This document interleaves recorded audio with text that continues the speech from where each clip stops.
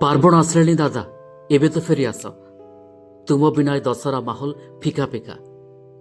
पार्वण आसले आपण कथा मन पड़े। आपण तो मेलोडी किंग।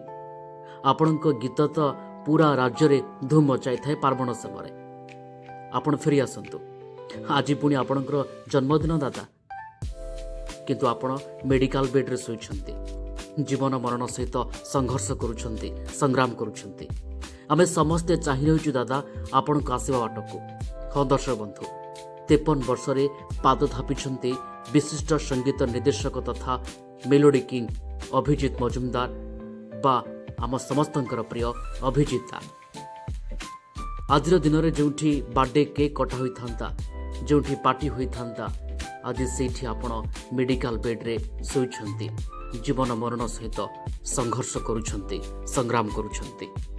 दादा एबे तो तुम्हें फेरी आस समस्तंक अपेक्षा रही आपणक फेरिया बाटको। खास करी आपणकर धर्मपत्नी सी भी अपेक्षा करुछंती गुमुरी गुमुरी कांदुछंती आपणकर फेरिया बाटको। जल्दी आपण सुस्थ हो जातु फेरी आसतु संगीत जगत को। आपण अनेक देछंती संगीत जगत को आहुरी अनेक देवार बाकी रही अनेक भल भल गीत देवार बाकी रही संगीत जगत को। आउ केते दिन दादा मेडिकल बेड रे आपण पड़ी रहिबे एबे तो फेरी आसतु समस्त अपेक्षा करिसेंती आपणकर चाहिबा बाटको। आपणक परिवार लोके मध्य गुमुरी गुमुरी कांदुछंती आपणक फेरिया बाटको एबे तो फेरी आसु दादा।